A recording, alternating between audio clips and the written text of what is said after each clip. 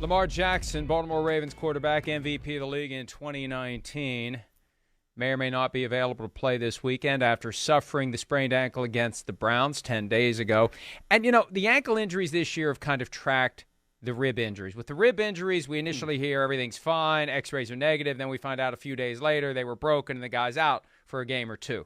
With the ankle, like with Kyler Murray, everything's fine, he's fine. Yep. He missed 3 games. Lamar Jackson, he's fine. Tyler Huntley's playing. And I won't be surprised if it's Tyler Huntley again this weekend when the Ravens go to Cincinnati, a team that beat the Ravens pretty decisively. And we are getting closer and closer, Miles, to the point where the Ravens are about to fall off the playoff wagon and not be able to get back on. And even though Tyler Huntley played well, 2 touchdown tosses, 2 touchdowns running, first Raven to ever do that, they need Lamar Jackson for this game. And right now, if I had to guess, I'd say he's not going to play again, but we'll see.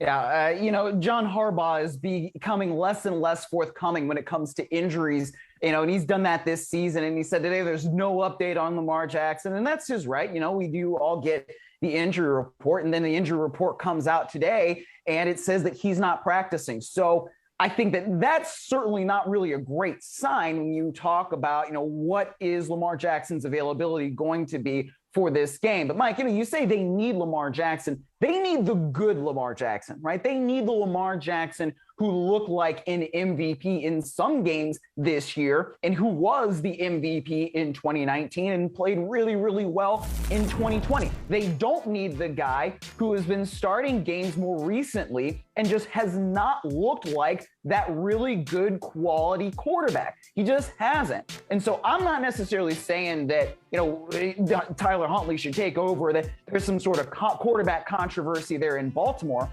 But you need Lamar Jackson to be Lamar Jackson, right? You need that guy who teams can't figure out, who teams just can't get there and tackle. You don't need the guy who's throwing all the interceptions, who really can't necessarily handle all those blitz pickups and things like that. So if Lamar Jackson can get back to that level, then absolutely. But he didn't play very well in that 41-17 loss that the Baltimore Ravens had to Cincinnati back in October. If Tyler Huntley's going to play well and he's going to fill in admirably like he did last week, then the Ravens might be better off going to Cincinnati with him at quarterback. I don't know. I really don't know. Hey, this is the analysis, the very simple, basic analysis that I engaged in when Baker Mayfield was below 100%. How far below 100% does he have to fall before you say, I'll take the 100% Case Keenum? Same thing in Baltimore. How far below 100% does Lamar Jackson go before you say, we're fine with Tyler Huntley? And you know what? There's a subtext to this that was unexpected. And it was driven in large part by the fact that Lamar Jackson represents himself.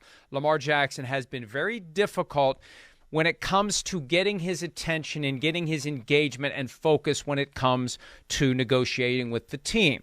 There was that weird report from Shefty back in week 1 that Lamar's all about football and he's not. Well, that's all the more reason to have an agent. If you're so focused on your work that you can't take care of other important things, you hire someone to take care of those important things.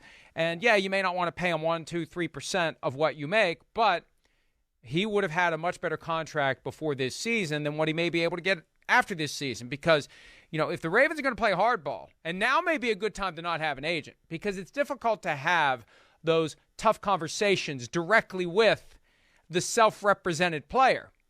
But if there was an agent involved, you could have the Ravens negotiators saying, hey, your guy's not who he was before this year. So we're not sure that we want to make the same investment we would have made because we're not quite sure where this is going. And, oh, by the way, we got Tyler Huntley, who's looking pretty good. And we got him for 2 more years at bargain basement dollars, so maybe we'll just pass. Or maybe we'll offer not what you thought you were going to get. Complicates things dramatically, and I don't know that it's a good problem to have because I always say the only good problem to have is no problem, but it does give the Ravens a strange sort of a fallback that may become plan A, depending upon whether or not they can get Lamar to negotiate. At some point the Ravens are going to throw their hands in the air. Say, what are we going to do?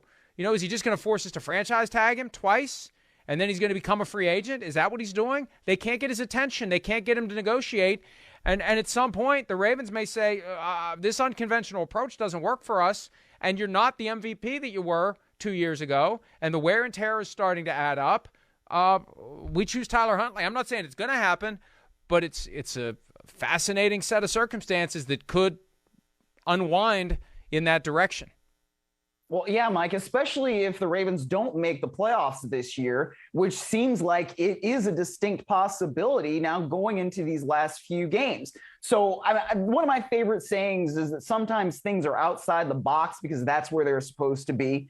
And I think when you are a high-profile quarterback, a guy who is ostensibly a franchise quarterback, and you've won an MVP award, it behooves you to get that contract done sometimes earlier than later so that you give yourself that amount of security. And so if the Ravens really can't get Lamar Jackson's attention in order to try to get that contract done, then it's pretty clear at this point that Lamar Jackson might have made a bit of a mistake or a bit of a miscalculation, because I don't blame a guy for betting on himself going into his fourth season as he was. I don't blame him for doing that. But at the same time, now when your performance starts tailing off a little bit, then yeah, it does give the team a little bit more leverage to say, I don't know if, what we were going to give you before is really what we're going to give you now, because you haven't been performing to that same level. You haven't been performing like an MVP, like you did 2 years ago. So it's going to be really interesting to see how things play out for Baltimore and for Lamar Jackson, because who knows the way that this is going to turn out. Now, we don't know if Lamar Jackson is going to be back this week, if he might be back next week, if it might take another week after that, because, Harbaugh's not saying. So depending on how long he's out, the last thing that we might have seen from Lamar Jackson this year with him not performing well against different teams, right? And I don't think that's going to leave a very good lasting impression on anybody, let alone Baltimore. And, you used a phrase that we hear all the time, and we never really take a step back and break it down. And it's very simple. Anytime you bet on yourself, you are making a bet. Yes. There is risk inherent to the bet. And not everyone who bets on themselves is going to win. And we love to say, yeah, he bet on himself. Good job. You bet on yourself. Don't you be shy about betting on yourself. Sometimes you bet on yourself and you lose.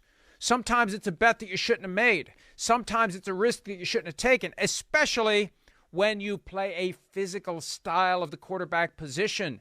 Dak Prescott bet on himself. He got paid a lot of money by betting on himself because he went franchise tag after 4 years, and it's not like the Cowboys really gave him much of a choice because he didn't offer him anything. See, the problem here is this wasn't as much of a conscious wager by Lamar Jackson as just this is how Lamar Jackson is handling his business. And I think at some level, the Ravens are confounded by their inability to get his attention and to get him to negotiate this contract. I remember when Josh Allen signed his contract, my first thought when I saw the numbers, the raw numbers, before we got into the details, hey, this is either going to be a contract that the Ravens should want to give Lamar Jackson or a contract that Lamar Jackson should want from the Ravens. It's going to be one or the other. And once I got the full details, I said, Lamar Jackson should just go to the Ravens and say, give me this contract. How hard is that? Give me this contract. Give me this contract or I'm not showing up. Give me this contract or I will go year to year. But I just feel like, and maybe he's operating at a level far beyond the skills of the most adept negotiators out there. He's just not doing anything. He's just sitting there.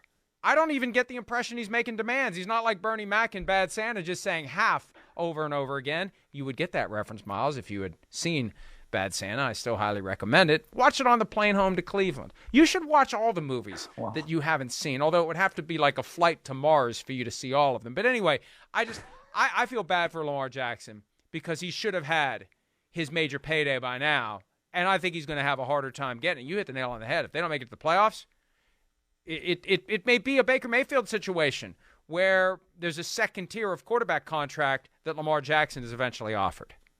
Yeah, and that's part of the problem when you don't get this done. I think that you're right, Mike. When he saw that, and we all saw that contract extension that Josh Allen signed over the summer, over the summer is the time where you get this stuff done.